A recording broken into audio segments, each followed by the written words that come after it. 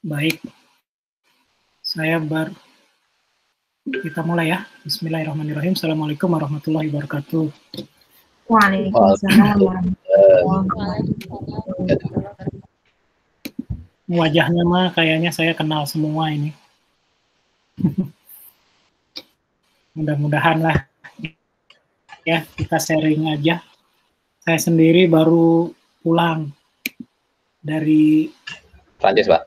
nengok adik saya dari Turki. Setelah sampai sini malah saya harus 5 hari dulu isoman di hotel, bayar sendiri. Jadi rupanya ada kebijakan baru di sini. Kalau mau gratis ya di Wisma Atlet tinggalnya, tapi bertiga dengan orang lain. Ya jadi begitu. Jadi saya udah pulang dari tanggal 3 baru sampai rumah tadi siang. Lulus. Si jet lag dong, Pak. Lulus sih, Pak. Lulus isomannya. PCR sampai 2 kali ya, begitu. Itu juga sebenarnya pemerintah mau bikin ekosistem digital kesehatan itu. Tapi sayangnya data pun masih berantakan begitu. Itu juga sebagai contoh lah ya, bagaimana kita melihat ekosistem digital dari kesehatan ya, COVID aja ya. Gitu. Jadi proses-proses yang seperti ini nih, sebagian udah nyambung, tapi sebagian juga nggak nyambung. Ada sekarang yang namanya EHAC ya, Electronic Health Card gitu ya, Health Assurance Card gitu. Setiap orang-orang yang bergerak atau melakukan perjalanan ke dalam atau ke luar negeri, semua dicatat di situ, termasuk status kesehatannya. Gitu. Itu juga udah dimanfaatkan sebagian.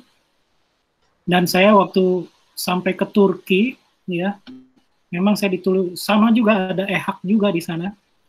Begitu saya harus pakai Istanbul Card, ya, Istanbul Card itu kartu buat melakukan perjalanan ya di daerah Istanbul untuk naik kereta ya bawah tanah, untuk naik angkot dan seterusnya gitu.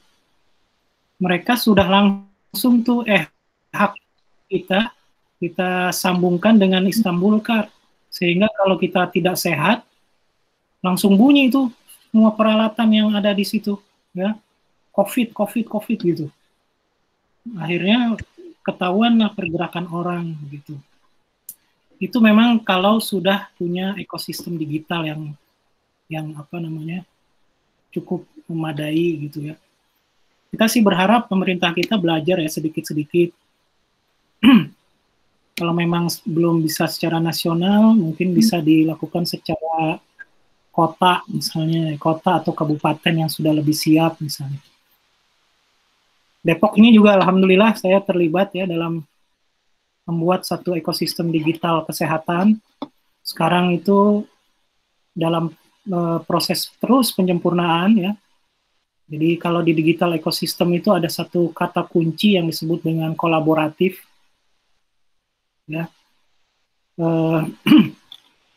Jadi dari mulai ibu itu hamil itu sudah tercatat gitu. Sampai anaknya dilahirkan ya. Jadi batita, balita, ya, kemudian masuk sekolah, UKS ya. UKS itu juga termasuk data yang akan kita pantau. Ya, terus kalau setelah selesai sekolah itu kan berarti orang dewasa ya, orang dewasa berarti pantauan kesehatannya melalui BPJS misalnya, begitu, sampai nanti dia dikubur misalnya, ya sampai dia dikubur, sampai nanti ada sertifikat kematiannya dan seterusnya. Itu satu ekosistem digital yang nggak mudah juga di daerah kita tegakkan gitu. Ya rapatnya, terus yang lama itu begitu kita masuk pertama itu ya hampir 2 tahun prosesnya untuk membuat mereka percaya dan membuat mereka akhirnya bisa membuka data-datanya. Itu juga aspek sosial ya, aspek sosial yang sangat mempengaruhi pada saat kita membangun ekosistem digital.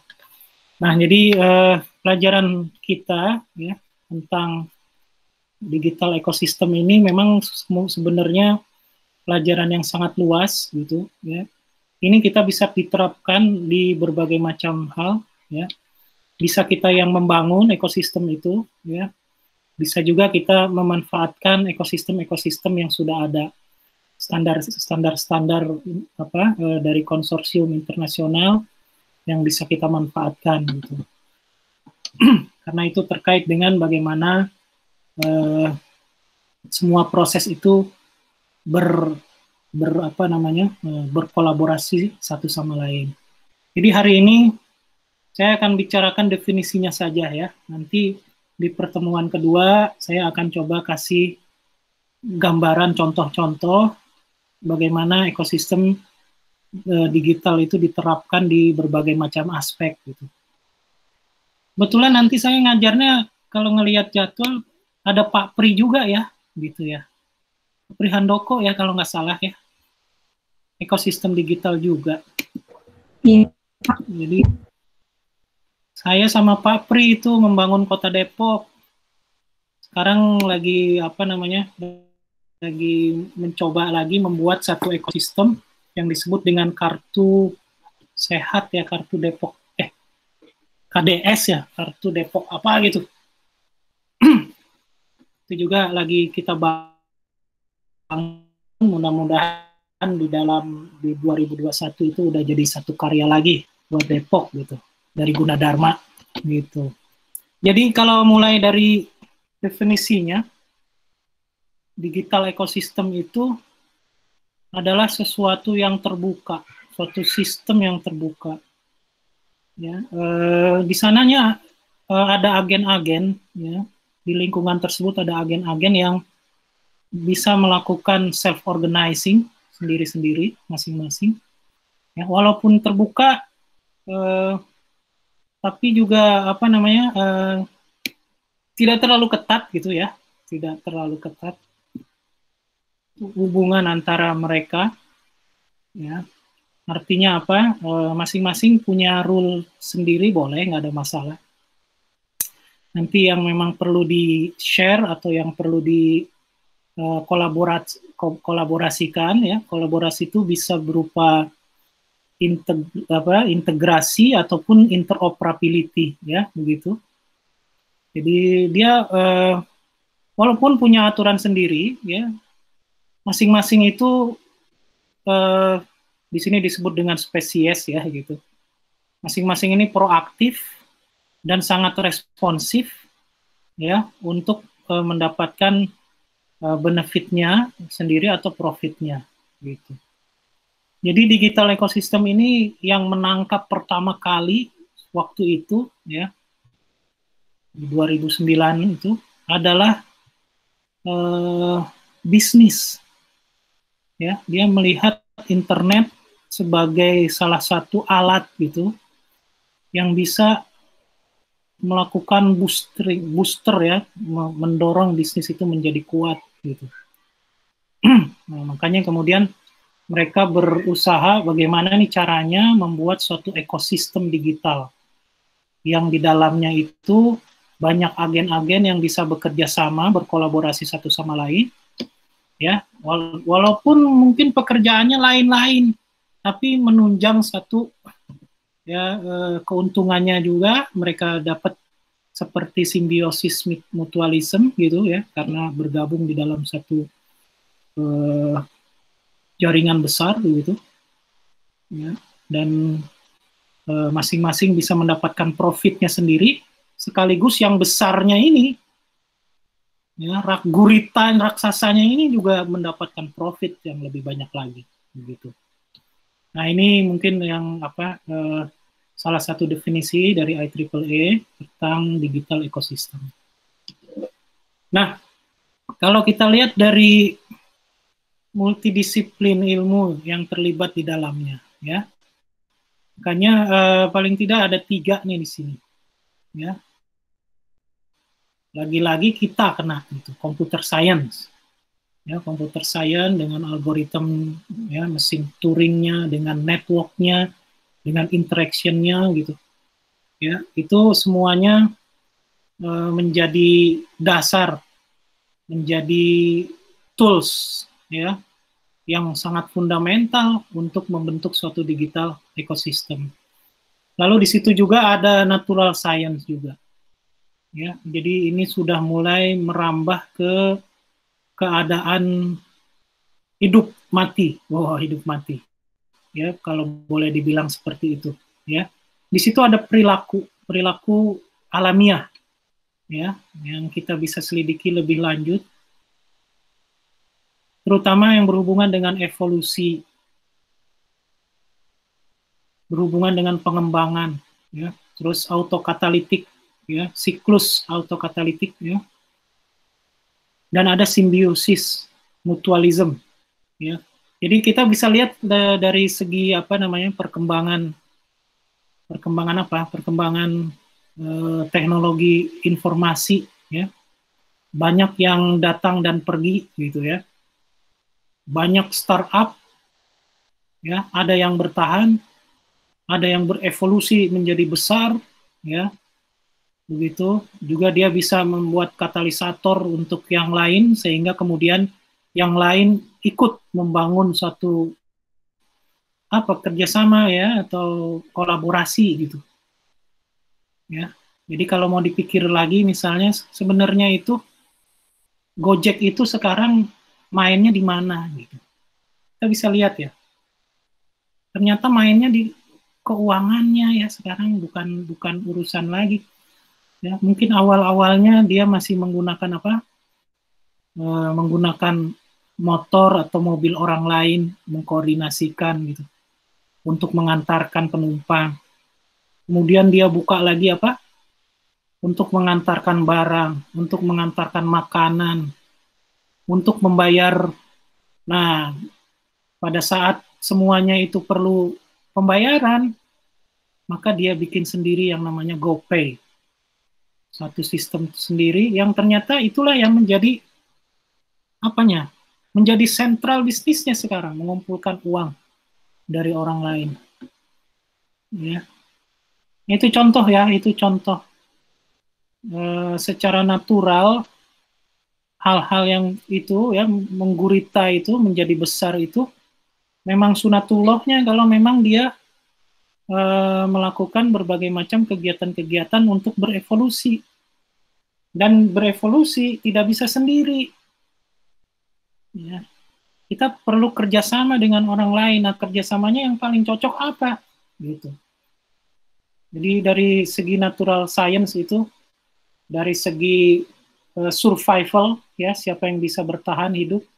Ya, banyak juga kan yang mati gitu ya, banyak yang mati. Tapi sebelum mati dia diakuisisi ya, biasanya sama orang-orang atau sama konsorsium besar gitu yang melihat ini bisa ada potensi nih sebagai sistem kolaboratif buat menunjang bisnisnya yang sudah besar itu. Makanya kemudian di digital ekosistem itu pembelian startup yang sudah mulai megap-megap gitu ya, yang tidak kuat melawan arus bisnis yang begitu besar ya, itu menjadi biasa gitu, mengakuisisi ya. Sekarang aja saya slide share aja sekarang udah dibeli tuh sama siapa tuh gitu. Ya, ada proses ini ya, tapi slide share-nya tetap berjalan tapi dia udah menjadi bagian dari digital ekosistem yang pembelinya itu. Jadi luar biasa ya. Jadi dari natural science kita bisa mendalami bagaimana hidup matinya ya orang-orang yang ada di dalam digital ekosistem. Kemudian kita juga bisa melihat dari social science ya, bagaimana kemudian ya karena kita makhluk sosial gitu, kita bisa memanfaatkan macam-macam ya, psikologis ya, secara psikologis, secara emosional gitu, secara misalnya ya, secara personal, ya, berdasarkan experience-nya si user itu sendiri, ya. Jadi selain dia bisa bergerak kemana-mana, si user itu, dia juga bisa berinteraksi kemana-mana, ya, gitu. Ini ada biasanya kalau user untuk menyatukan user itu ada di entertainment, ya, ada game teorinya di situ yang kita bisa mengumpulkan, ya. Bagaimana Facebook mengumpulkan orang, bagaimana Twitter itu sampai sekarang menjadi bahan buat analisisnya Pak Ahmad Sabri, ya, misalnya gitu, ya, untuk melakukan sentimen, analisis dan seterusnya, dan sekarang menjadi sumber yang sangat diandalkan oleh para politikus, ya, untuk melihat tren-tren kemana, ya, politik itu bergerak, kemana masyarakat itu perhatiannya sedang beralih gitu, ya, dan termasuk dia untuk membuat apa istilahnya, membuat propaganda, ya, gitu, karena banyak orang menggunakan itu. Ya, ini social science menjadi penting juga di situ. Ya, ada agen-agennya, ada aktor-aktornya, dan juga ada sistem-sistem yang terbangun dari situ. Nah, itu, ya. Jadi secara multidisiplin ilmu, paling tidak ada 3 hal di sini, ya. Computer science, natural science, dan social science, ya, untuk membentuk suatu digital ekosistem. Nah, ini ada yang menarik, ya. Ini ada beberapa kata-kata, ya, yang terkait gitu, ya, dengan digital ekosistem, ya. Ini kata-kata ini bisa dipakai, bisa dicari, ya, bisa menjadi keyword untuk penelitian, ya, siapa tahu nih gitu, ya, mencoba mendalami lebih jauh perilaku dari suatu digital ekosistem misalnya, ya. Melihat bagaimana Gojek misalnya, melihat bagaimana Jakarta Smart City begitu, melihat bagaimana sistem kesehatan nasional yang terkait COVID gitu, ya, melihat berbagai macam lah gitu. Jadi itu kata-katanya yang penting sistem cluster. Nah, sistem cluster ini kan berarti ada proses apa ya? Proses data analitik, ya, di situ, ya. Nah, ada proses data analitik di sana. Ya, ada peer production yang dari setiap titik node yang ada gitu. Ya, jadi user memproduksi sesuatu, ya. Itu apa ya? Coba kita lihat, ya. Di dalam dunia digital ekosistem ini konten itu menjadi nomor 1, ya, gitu. Kalau kawan-kawan di sini coba lihat, ya, konten yang dibuat sama orang Indonesia itu kualitasnya kira-kira ada di mana, ya, gitu. Kalau dari skala 1 sampai 100 misalnya, agak bingung juga, ya, kita. Ada orang mancing aja viral, ada orang jatuh viral, gitu, ya. Jadi kita agak khawatir juga nih soal peer production, ya, gitu. Soalnya melalui sosial media kita dibanjiri hal-hal tersebut, gitu, sehingga kita kesempatan untuk mendapat peer production yang berkualitas itu menjadi lebih apa ya, lebih sulit sekarang, ya, begitu. Itu juga jadi tanggung jawab kita nih sebenarnya nih, gitu, kalau orang-orang yang ada di ya, betapa konten yang dalam kadang di istilahnya apa, unfaedah, ya, konten-konten yang nggak berfaedah itu justru kita tonton gitu, ya. Mungkin kalau kita udah nggak inilah, ya, kita sudah memilih mana yang kita tonton, tapi anak-anak gitu, tapi masyarakat gitu, ya, remaja, termasuk mahasiswa kita gitu, ya, Kalau kita nggak kontrol secara internalnya, ya memang anak-anak itu, ya terutama anak-anak generasi penerus ya, gitu. Saya concern dengan pendidikan ini, ya.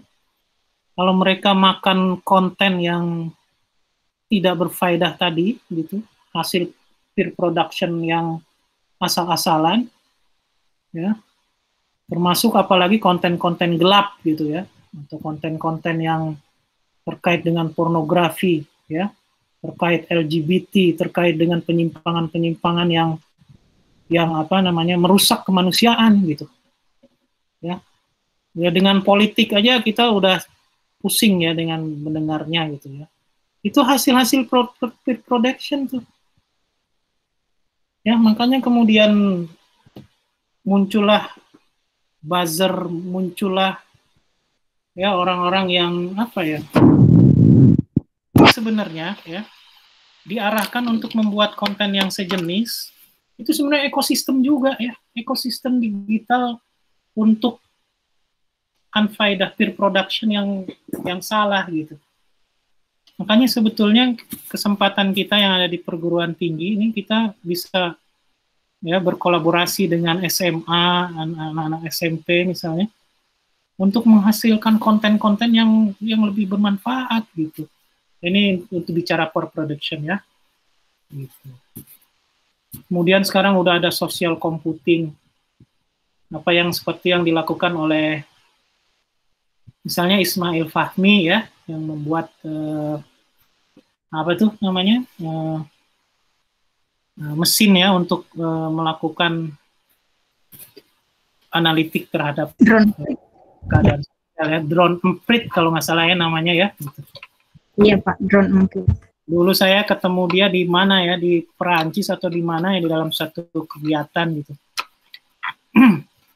Sekarang dia selama itu dia menciptakan satu mesin drone emprit yang dia pakai buat berbagai macam hal. Itu juga konten bermanfaatnya dari beliau tuh juga banyak akhirnya.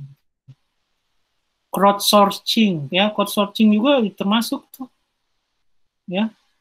Kita ngambil data dari kerumunan ya. Sekarang kalau COVID nggak boleh kerumunan ya. Tapi kalau di internet malah kerumunan melulu gitu ya.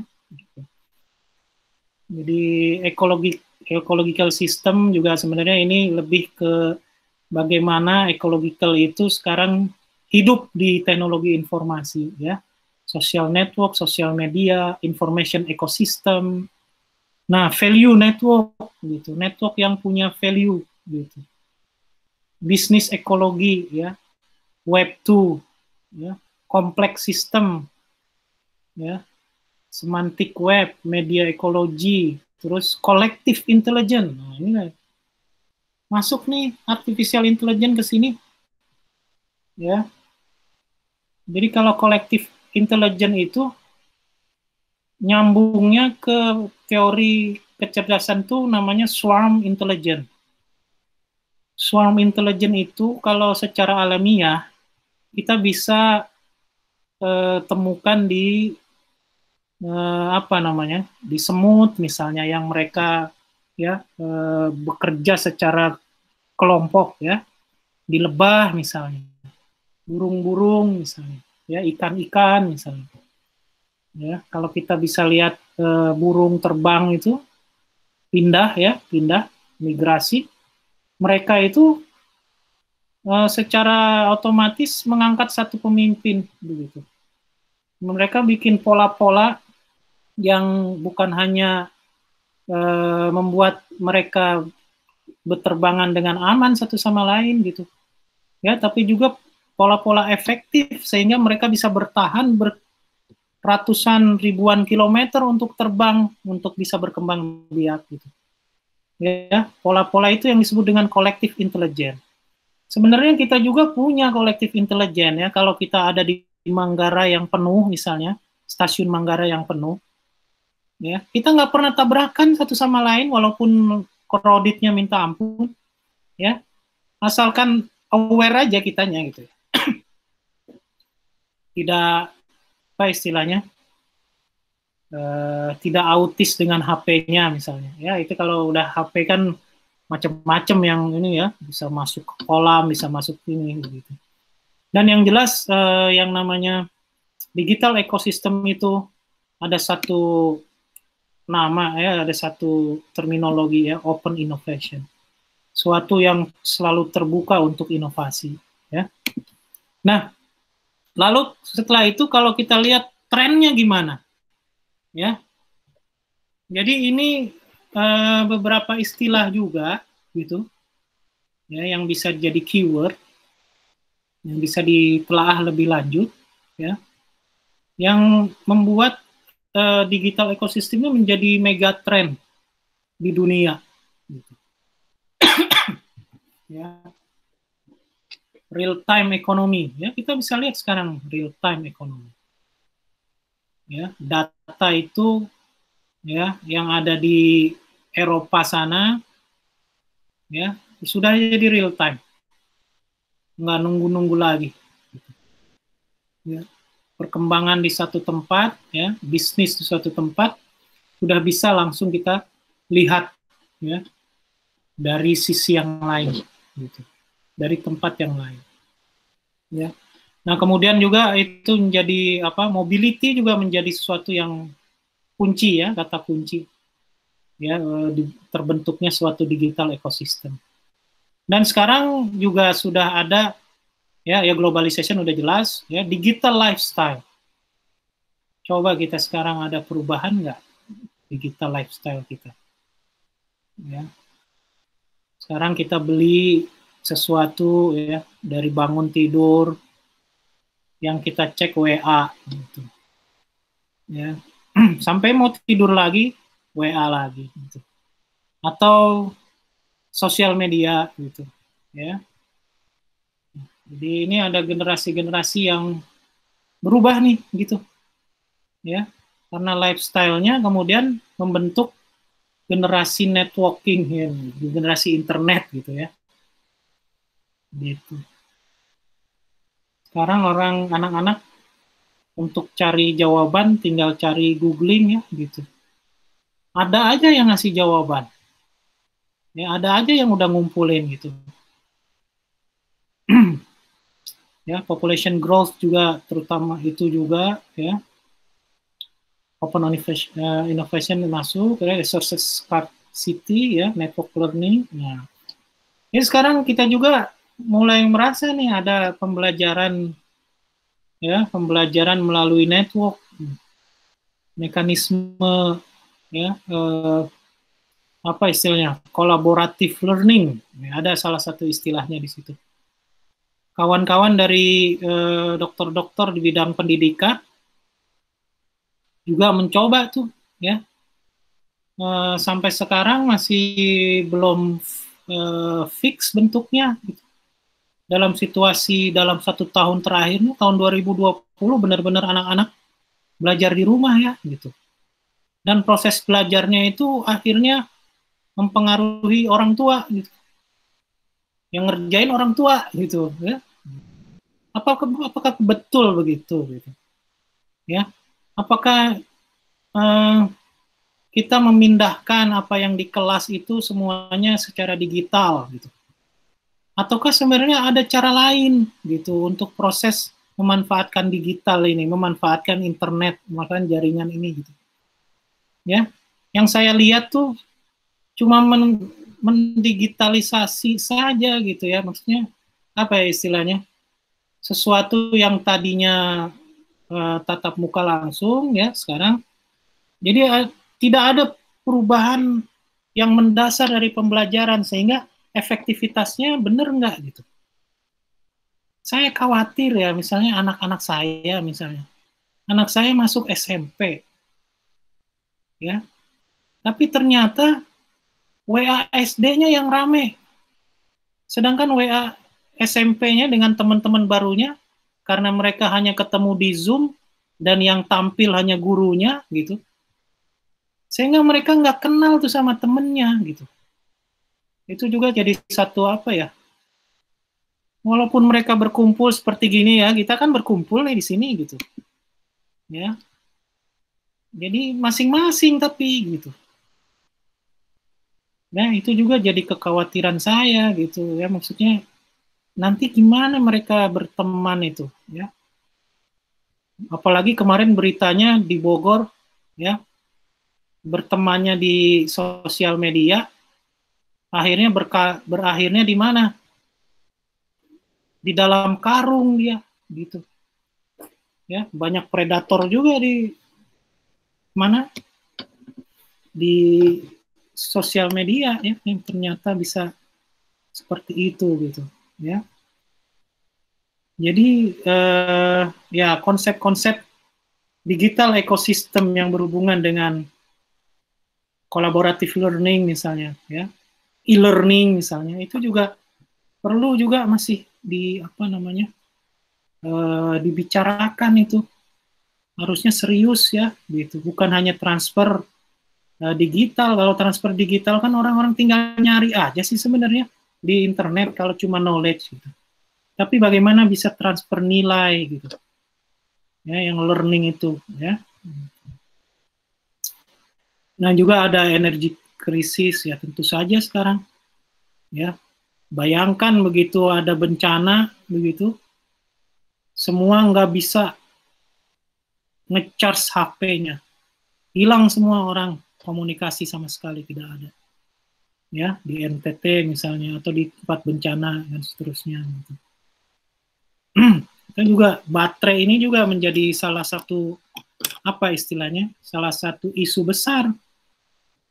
Ada berapa juta ya, kayaknya 3 kali lipat ya HP itu ya dibandingkan dengan jumlah orang yang ada di dunia. Ya, kan baterai ini semuanya ada yang pakai litium, ada yang pakai nikat dan seterusnya. Itu gimana itu nanti? Kalau litium habis gimana begitu? Ya. Climate change di bulan akhir Maret kemarin di musim semi di Turki ya, jadi turun salju gitu. Bingung saya. Sampai di Turki saya pikir udaranya udah di 18, 15 sampai 20. Ternyata masih di 3, 4, 5 derajat. Salah kostum saya waktu datang ke sana. Gitu. Memang ada climate change ya, ada perubahan waktu. Ya, itu juga sangat mempengaruhi ekosistem digital. Ya, ini juga menjadi bisnis juga ya. Climate change ini bisa menjadi bisnis. Energi krisis, jadi semua yang ada ditulis di sini ini bisa menjadi bisnis, menjadi kita ciptakan digital ekosistemnya ya, kemudian menjadi apa? Menjadi keuntungan gitu. Di situ ada mass customization ya gitu. Knowledge work, ubiquitous teknologi. Nah, ini masuk di situ, dalamnya ada Internet of Things gitu. Ada network society ya, masyarakat network, digital convergence ya. Ada proses-proses apa namanya penggabungan, kerjasama, dan apa ya itu tadi kolaborasi ya, walaupun cultural diversity masih tetap ada, itu juga jadi isu. Bahkan cultural diversity itu menjadi keuntungan buat jualan gitu ya. Nah, ini megatrend yang ada di dalam digital ecosystem ya. Jadi cukup lumayan apa namanya luas bisa bermainnya ya. Sekarang kita kuat nggak bermainnya gitu.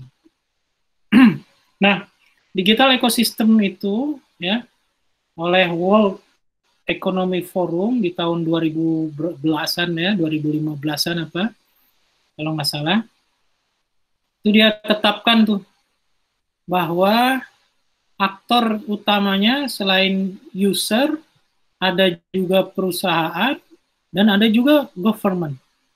Nah, di sini saya pikir memang government harus terlibat di sini, gitu, untuk membuat digital ekosistem. Ya, jadi misalnya begini, ya kalau lihat dari secara nasional ya, walaupun dipaksakan dan seterusnya, ya misalnya Mendagri sudah punya sistem Dukcapil kan, itu udah bisa menjadi core data buat berbagai macam hal.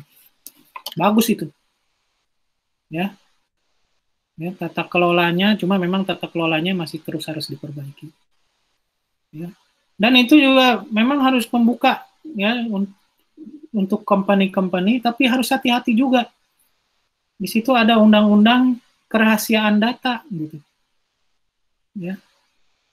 Saya melihat ya misalnya di salah satu bank, ya kebetulan kawan-kawan di Depok ini kan banyak yang masuk ke wilayah-wilayah bank juga ya, yang Dewan Smart City Depok gitu ya. Kita akan kaget ternyata bahkan data di bank itu, data keluarga kita di bank itu lebih lengkap daripada data yang ada di Dukcapil misalnya. Ya. Jadi bank itu sampai saudara, sepupu dan seterusnya, mereka membuat itu sistem itu ya untuk memverifikasi kita sebagai nasabahnya. Ya. Dan kita juga memang orang Indonesia ini termasuk rajin memberikan apa? Memberikan data-data pribadinya kepada ya user ini, kepada company ya, kepada apa istilahnya? Kepada perusahaan-perusahaan. Itu juga sesuatu yang mengkhawatirkan ya. Ya. Misalnya kita apa? Ayo katanya ibu mau dapat hadiah nggak jalan-jalan ke luar negeri, tapi harus mengumpulkan bungkus susu misalnya dengan fotokopi KTP dan KK dan seterusnya gitu. Ya. Juga pendaftaran ya misalnya ya. Saya mau daftar internet misalnya ya. Yang diminta foto KTP, yang diminta KK. KK untuk apa gitu. Foto KTP itu biasanya saya kasih yang buram ya, maksudnya bukan buram. Saya kasih apa namanya? Yang hitam putih ya gitu. Langsung protes, nggak bisa begini Pak, harus asli Pak, harus ini. Waduh. Terus akhirnya oke, saya kasih asli, tapi saya kasih watermark, ada kelihatan tulisan copy gitu. Wah nggak bisa juga Pak kayak gini. Ya udah kalau gitu saya nggak jadi daftar. Ini saya dalam apa namanya mencoba melindungi hak privasi saya, tapi ternyata company ini kadang-kadang juga berlebihan. Ya. Tapi inilah mereka pemainnya di dalam digital ecosystem. Ya. User ini bisa dikendalikan oleh company kalau government-nya tidak ada. Gitu. Makanya ini harus apa namanya? Government tuh bikin aja misalnya seperti peraturan-peraturan ya, misalnya undang-undang dan seterusnya. Kalau government peraturan ya. Gitu. Government itu termasuk di dalamnya DPR-DPR-nya juga gitu ya, untuk membuat undang-undang, misalnya undang-undang kerahasiaan data dan seterusnya, untuk melindungi apa? Melindungi user dari pemaksaan yang tadi saya ceritakan oleh company ya, untuk memberikan data-data privatnya. Gitu. Dan di situ ada beberapa teknologi yang terkait information technology ya, telekomunikasi ya, ilmu media ya, dan entertainment ya, semuanya gamifikasi ya. Gamifikasi itu ada nggak sih dalam bahasa Indonesia gitu. Ya, tapi ya itu maksudnya pendekatan melalui entertainment itu adalah pendekatan yang menggembirakan ya, membuat user itu menjadi nyaman dan seterusnya ya. Nah, bagaimana skenarionya ya? Bagaimana biasanya penerapan sebuah digital apa digital skenario ya gitu.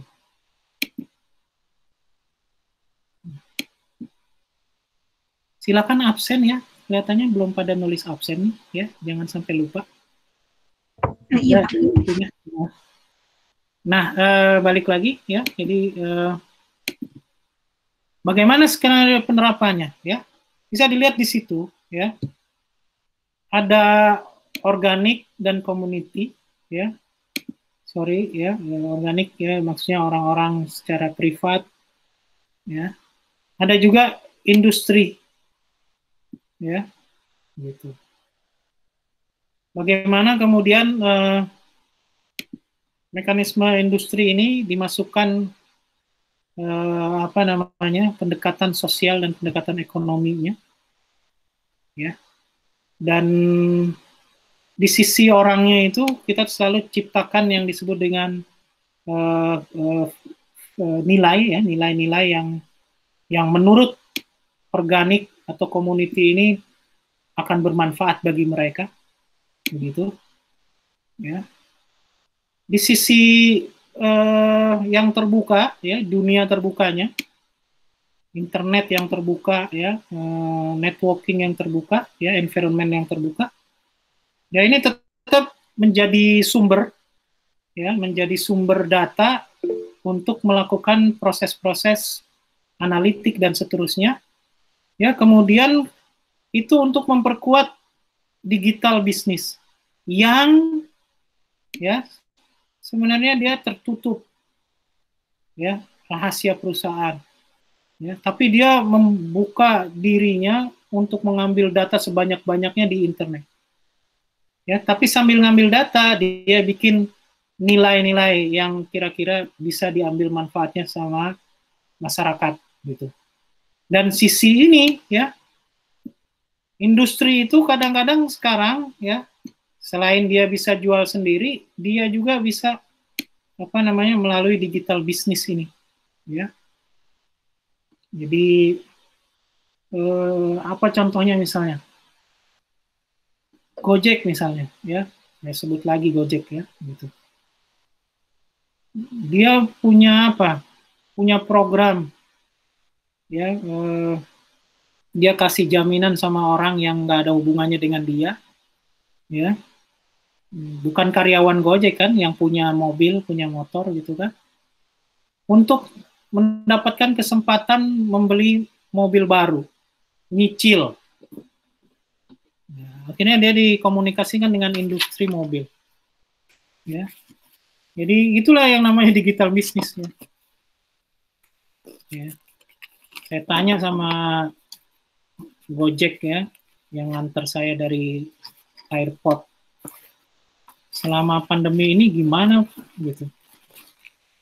Iya Pak, katanya saya sampai sempat 2 bulan nggak bisa bayar cicilan gara-gara nggak ada yang naik, gitu. Ya memang pandemi ini juga keras sekali tamparannya, ya, untuk bisnis digital, termasuk bisnis digital, ya, gitu. Ya, salah satunya yang tadi saya ceritakan, gitu, ya. Nah, ini juga gambaran, ya. Ini gambaran bagaimana media itu sekarang apa istilahnya, menjadi suatu yang berharga. Ini jadi strategi, gitu, ya. Ya. Bagaimana kita bisa, ya, membuat apa istilahnya, kolaborasi antara mainstream media dengan sosial media, ya. Kita tetap konsisten, ya. Mainstream media itu kan jadi catatannya konsistensinya, profesionalismenya, gitu, ya. Produk persnya itu bisa dipercaya dan aksesnya makin lama makin luas, gitu. Mainstream media juga akhirnya membuka digital medianya juga kan, gitu, ya, membuka berbagai macam pendekatan-pendekatan digital terhadap akses terhadap medianya, gitu.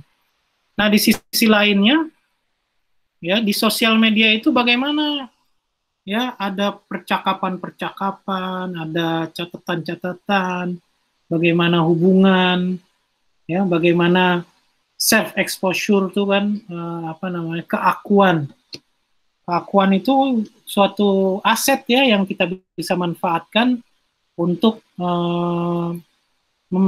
untuk mendapatkan media-media kita, gitu.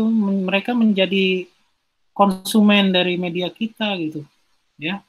Itu bagaimana itu kita bangun, lihat, ya, dari mainstream, akses, production, konsistensi, professionalism, sedangkan di sosial medianya self exposure, relationship, annotation, sama conversation yang ada. Itu semuanya kita telaah, gitu. Ya, medianya sendiri macam-macam tuh, ya, bisa di embed, ya, bisa di ya user controlling, ya, sangat mudah ya kita, misalnya di YouTube atau di mana ya untuk video, ya, musik, voice, text, image, gitu, ya.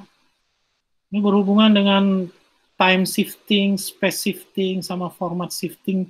Ya, format-format ini menjadi suatu yang mudah dibuka gitu. Ya, space-nya jadi kita nggak terlalu besar, berat-berat amat ya. Dulu saya awal-awal ini gitu ya, saya simpen recording kuliah itu kan ke kemana ke hard disk lokal saya gitu. Sekarang nggak perlu, langsung Google aja, langsung masuk Google Drive. Zoom juga begitu, dan seterusnya. Jadi sesuatu space-nya yang tadinya ada di kita, pindah semuanya ke cloud. Dan itu cukup-cukup aja gitu. Kalau cloud itu, ada saatnya juga habis. Ya. Pada saat kita itu harus membayar tuh biasanya. Gitu. Ya. Nah, selain formatnya, juga kontennya tuh. Ya, bagaimana bisa membuat konten, ya. Jadi konten tuh medianya, filteringnya, ya, usernya gitu. Ya, di dalamnya ada jurnalis, ada editorial, ya. Termasuk konten-konten itu dari audience voting misalnya, atau tulisan-tulisan orang di blog. Sekarang mah jarang orang di blog ya. Sekarang microbloggingnya ada di mana? Di sosial media. Jadi status-status yang sederhana ya. Gitu. Ya. Jadi media itu juga pendekatannya menjadi localization juga bisa, globalization juga bisa. Ya. Kalau orang yang cuma nonton-nonton aja namanya consumer, itu dia pasif. Tapi kalau yang aktif membuat namanya kreator. Ya, hanya mungkin ini juga kita perlu mendorong mahasiswa membuat konten juga ya sebenarnya. Konten yang berfaedah tentu saja. Gitu. Ya. Kemudian juga dari media ini juga distribusinya ya, melalui mobile, melalui fix ya, melalui channel-channel, melalui device tertentu gitu. Ya, distribusi. Ya. Kita lihat sekarang akses terhadap media itu luar biasa. Ya. HP yang paling tidak canggih aja sekarang udah bisa nonton YouTube. Ya. Gitu. Jadi udah cukup memadai buat grabbing untuk mengambil distribusi media-media tersebut. Dan kemudian yang paling penting ya, ada kontennya, ada formatnya, ada distribusinya, ya. Ada orangnya yang membuat ya tadi, ya, ataupun orangnya yang menonton gitu kan. Nah, yang penting itu bisa apa? Bisa menghasilkan revenue, bisa menghasilkan value. Ya karena kita ada di dunia kapitalis, revenue itu uang. Ya. Sampai presiden datang ke pernikahannya YouTuber. Gitu. Luar biasa ya. Juga sampai lucu ya. Di masa COVID. Nah, itu lagi. Nah, itu.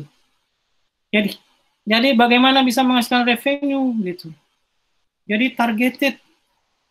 Kita udah akhirnya membuat media itu kemana targetnya? Kita harus di ini gitu. Measurable, bisa diukur. Aggregate, ya, bisa diagregat, bisa diamplifikasi sama orang-orang lain.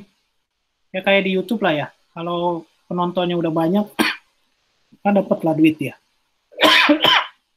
Gitu. Ya.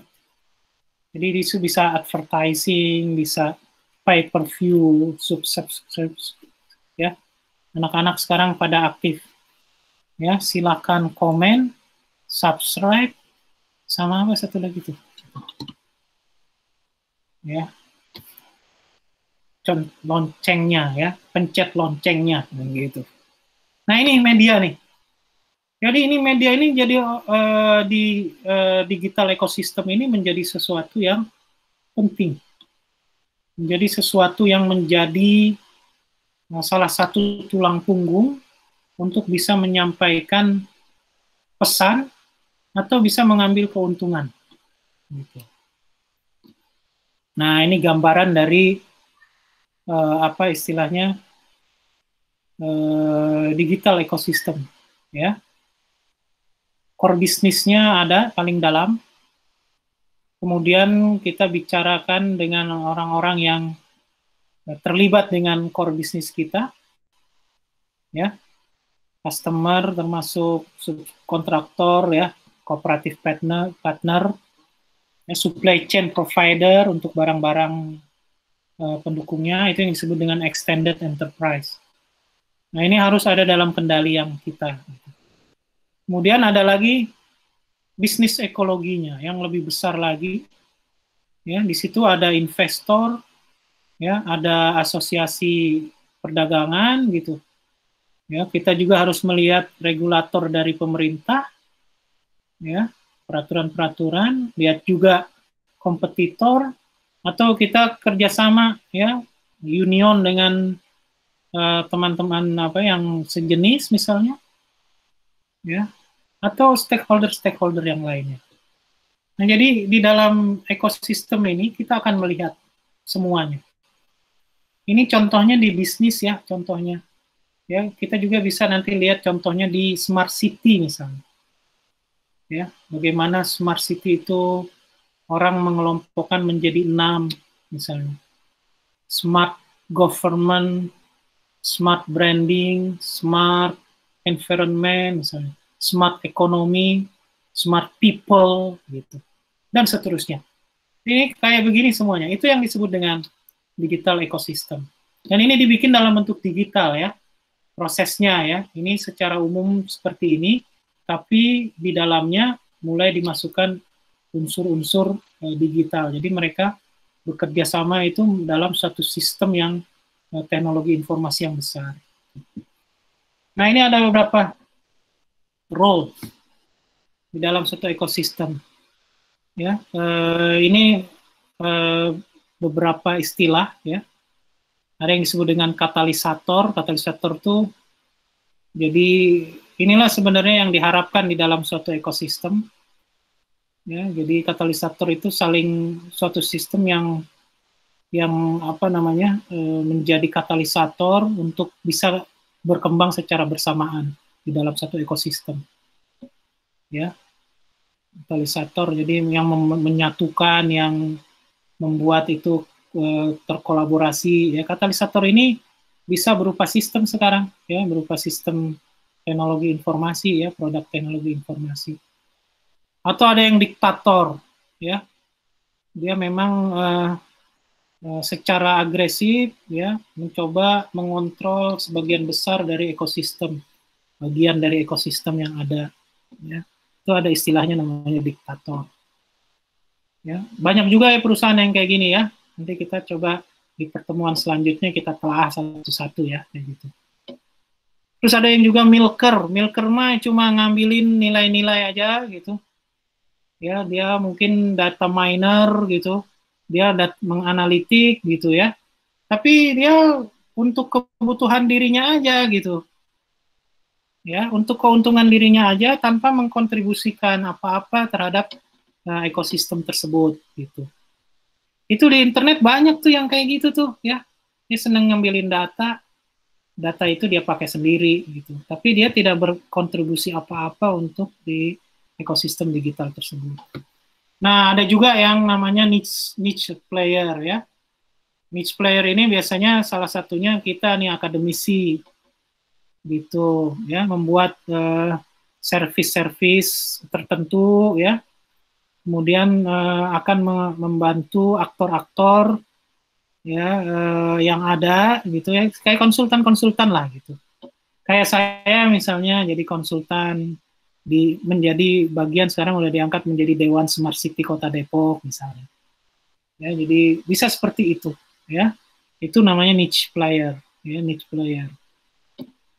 Nah, ini juga ada lagi, ya, ada istilah juga, ya, yang disebut, ada dua istilah lagi, ya, bahwa di digital ecosystem itu ada yang disebut dengan informal network roles, yang berhubungan dengan konektor, ya, berhubungan dengan expert, bridge, gatekeeper, dan seterusnya. Ya, ini apa istilahnya? Roles tertentu yang bisa membentuk suatu digital ecosystem. Ya. Bridge, ya, sebagai penjembatan, ya, gitu. Expert misalnya, ya. Kita boundary spanner untuk memastikan batas-batas agen itu bekerja supaya tidak tumpang tindih dan seterusnya. Gitu. Gatekeeper itu juga istilah-istilah informal network rules. Gitu. Dan di dalam suatu digital ecosystem ini ada yang disebut dengan intelligent activity, ya, termasuk di situ agregat, ya, aggregation, ya, terus transfer, sense making, dan seterusnya. Ya. Di intelligent capacity itu termasuk di situ apa istilahnya, ya, bisnis intelijen di dalamnya itu, ya, bisnis intelijen. Nah, ini yang diharapkan, ya, kolaboratif innovation network, ya, COIN, ya. Jadi bagaimana connectivity yang ada, ya, itu juga bisa meningkatkan interactivity, ya, juga meningkatkan sharing satu sama lain, ya. Jadi ini sebenarnya kolaboratif. Pertama bisa connect, terus bisa interaktif, dan kemudian bisa melakukan sharing. Kolaboratif ini hal yang susah-susah gampang, ya, gitu. Apalagi kalau udah berhubungan dengan orang, gitu. Berhubungan dengan ego sektoral dari orang-orang yang punya data. Ya. Makanya sih kalau di kota itu pendekatannya selalu melalui kepala daerahnya, gitu. Ya, supaya bisa visi-visinya itu kita bisa terapkan menjadi suatu digital ekosistem, ya. Gitu. Nah, ini sebagai gambaran, ya, mulai dari sederhana, ya, digitalisasi dari satu operasi bisnis, ya. Mulai dari komunikasi biasanya cuma menggunakan email, kemudian berangkat menjadi website, gitu. Mulai kelihatan tampilannya, gitu, ya. Karena website itu juga menjadi salah satu ini, ya, menjadi satu pilar di dalam digital ekosistem, ya. Kemudian mulailah masuk ke wilayah elektronik bisnis atau e-commerce, ya. Jadi ini yang disebut dengan business integration, gitu. Kemudian itu juga lebih meningkat lagi ke distributed working environment, ya, itu yang disebut dengan virtuality, ya, bahwa semua distribusi, semua aktivitas e-bisnis, e-commerce itu, ya, pembayaran lah, terus distribusinya lah, gitu, itu udah menjadi satu kesatuan, ya. Ya, kita lihat aja di mana marketplace, ya. Bank sudah terjadi satu, bahkan mereka punya juga bank lokal. Bank lokal itu seperti apa namanya? Ya, seperti GoPay tadi itu, ya, mereka punya nilai, punya ini sendiri, ya, kita bisa nyimpen, mengisi dompet digital istilahnya begitu kan, ya, atau langsung menggunakan bank juga nggak ada masalah, mereka langsung verifikasi otomatis, ya. Atau ada juga yang bisa bayar pakai Bitcoin, ya, mobil Tesla itu, ya, ternyata membuka diri tuh buat kalau siapa yang mau beli Tesla bayarnya pakai Bitcoin boleh, katanya. Keren juga, ya, gitu. Bitcoin kalau menurut MUI, ya, kalau dia sebagai alat tukar itu halal, tapi kalau sebagai alat investasi itu masih haram. Nah, itu kalau menurut MUI, ya, gitu. Bitcoin, ya, Ethereum dan seterusnya itu. Nah, barulah kemudian menjadi digital ecosystem, crowdsourcing sama cooperation. Jadi memang proses bisnis yang bisnis operation inilah langkahnya nih, ya, menuju ke digital ecosystem. Nanti kalau dia udah menjadi digital ecosystem, bisnisnya udah menggurita itu, ya. Coba lihat aja misalnya marketplace lah gitu. Berapa keuntungan marketplace? Ya, padahal mereka cuma membuat ekosistem sehingga orang-orang yang apa istilahnya, yang terlibat di dalamnya itu menjadi untung juga gitu ya. Tapi berapa banyak yang bisa didapat dari marketplace, tentu keuntungannya lebih besar lagi. Ya. Nah, ini juga sebagai salah satu contoh aja gambaran. Ya, Google itu membuat satu platform digital ekosistem, ya, Google Innovation Ecosystem, ya, karena dia ada banyak sekali visitor ya yang datang di Google per hari, ya, sebagai konsumer dari mesin pencarinya saja. Nah, kemudian ada inovator membuat macam-macam toolset ya, peningkatan nilai-nilai ya. Jadi Google itu sekarang macam-macam, satu akun bisa masuk ke berbagai macam inovasi ya, inovasi atau tools ya. Dia juga bisa melakukan advertiser ya, periklanan, bahkan juga iklannya bisa mendapatkan keuntungan juga ya bagi si pembuat iklan gitu. Selain keuntungan dia dibeli gitu ya. Makanya ada Google AdSense gitu. Ya. Kemudian ada konten-konten provider yang berhubungan dengan Google juga dia persatukan semuanya. Ya, ini kalau nanti sempat ya kita lihat infografik bagaimana ekosistem Google itu luar biasanya ya, sangat luar biasa. Sekarang mana ini coba, apa yang nggak ada di Google misalnya? Ya, bahkan timeline kita, perjalanan kita dicatat sama Google.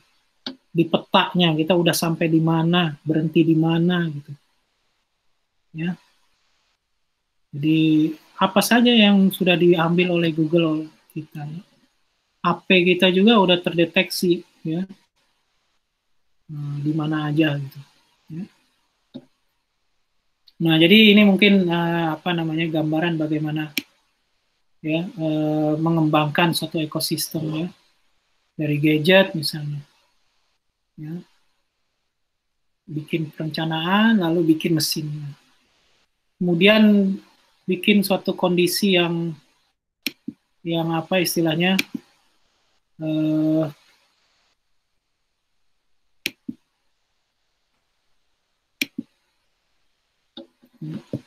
yang punya manfaat besar gitu ya, kemudian dipelihara seperti di situ kebun ya, ekosistem tuh kayak begitu, kalau udah terbentuk tuh harus dipelihara ya, tapi sebelum terbentuk itu kita harus bikin kondisi-kondisi yang menguntungkan ya, fruitful itu menguntungkan lah ya. Apa salah satunya? Diversity of content, kontennya yang sangat banyak ya. Lihat aja walaupun ini kupu-kupu tetapi tampilannya macam-macam gitu ya. Jadi ini mungkin salah satu kekuatan yang harus dibangun di dalam satu ekosistemnya adalah konten. Ya seperti di Depok misalnya, kita kan mastiin konten itu bisa bermanfaat bagi publik. Ya, publik bisa membuat mendapatkan manfaat dari informasi yang kita berikan ya, untuk misalnya dia bisa melakukan pengecekan sebenarnya proses perizinan mereka udah sampai mana ya, dan seterusnya. Jadi konten-konten yang begitu-begitu tuh lah ya, yang diversity luas ya. Mungkin kalau ada teman-teman yang Depok mestinya sudah nginstal DSW ya, digital Depok Single Windows Di situ mulai dari kesehatan, ya, perizinan dan seterusnya sudah mulai di interoperabilitaskan di situ, udah dikolaborasikan di situ datanya. Ya. Terus juga ada diversity of combination, ya, kombinasi. Artinya kombinasi ini kita bisa lakukan untuk melakukan simbiosis mutualism satu sama lain. Gitu. Ya, seperti kupu-kupu dengan kembang ini kan, mereka ini kerjasama, ya. Kupu-kupunya dapat sari-sari makanan, sedangkan si putiknya bisa dibawa oleh kupu-kupu sehingga ketemu dengan benang sari di tempat yang lain misalnya untuk mengembangkan bunga-bunga yang lain misalnya, ya. Atau juga diversity of organismnya. Organismnya ya apa itu misalnya konten dan kombinasi kontennya, ya. Seperti Google tuh, coba lihat apa aja ada di dalamnya, gitu. Ya. IBM misalnya, kita lihat di dalamnya ada apa aja ya IBM. Ya, itu ekosistem mereka bikin. Cisco misalnya, ekosistem digitalnya udah luar biasa, mulai dari pendidikannya, mulai dari produknya, dari segala macamnya. Ya. Jadi ada istilah menjadi target itu autopoiesis, ya. Gitu. Dia bisa self-organizing, kemudian bisa mereproduksi self-organizing itu menjadi lebih banyak. Ya, itu yang disebut dengan autopoiesis. Ya. Sistem selalu bersifat terbuka, tapi juga sekaligus tertutup. Dia bisa membentuk struktur sendiri sebagai reaksi terhadap gangguan lingkungan, ya, atau apa namanya pengaruh-pengaruh perubahan lingkungan, ya, untuk terus melakukan proses autopoiesis pada subsistemnya. Ya. Nah, kita bisa ngerasakan ya di dalam sosial media, ya, autopoiesis ini gitu. Ya, kalau kita ngeklik nggak sengaja sesuatu iklan aja, maka dalam 1 minggu kita akan dihantui oleh iklan tersebut gitu. Ya. Jadi itu merupakan apa? Merupakan istilahnya reaksi sistem terhadap perilaku kita. Ya, perilaku user itu termasuk hal-hal yang disebut dengan perubahan lingkungan, ya, gitu. Makanya perilaku user ini kita harus berhati-hati sekali gitu, ya. Dulu ada orang yang apa namanya, ini lihat nih situs keagamaan tapi iklannya nggak pornografi misalnya, wah gitu. Padahal apa? Iklannya itu kan gara-gara browsernya dia kan gitu. Kalau dia banyak buka pornografi, maka iklan yang keluar adalah iklan pornografi gitu. Itu juga merupakan salah satu autopoiesis, ya, gitu. Ya. Nah, jadi itulah mungkin gambaran pertama, ya. Ya. Kata Albert Einstein itu imajinasi itu lebih penting daripada sekedar pengetahuan. Jadi ekosistem digital ini adalah salah satu imajinasi dari ya, knowledge yang sangat besar ada di internet. Kemudian bagaimana knowledge itu bisa menghasilkan value, ya. Saya sih lebih senang value ya daripada sekedar mendapatkan keuntungan uang gitu. Ya. Kita senang misalnya membuat ekosistem pembelajaran dengan konten-konten bermanfaat yang bisa dimanfaatkan oleh banyak orang misalnya. Ya. Walaupun kemudian nanti konten itu mendapatkan uang juga gitu dari YouTube misalnya, ya. Tapi ya alhamdulillah gitu. Kita coba jangan persempit cuma mendapatkan uang lalu puas, ya. Itu apa bedanya dengan apa ya? Dengan orang yang kebanyakan gitu, ya. Gitu, orang kebanyakan. Makanya rating itu menjadi ini sangat di digital ekosistem itu. Orang bisa mati-matian melakukan apa supaya dia bisa dapat duit banyak, tuh itu juga satu hal yang menurut saya kurang baik, ya, gitu. Baik, itu aja mungkin, ya. untuk pertemuan pertama, sebelum ditutup mungkin ada pertanyaan.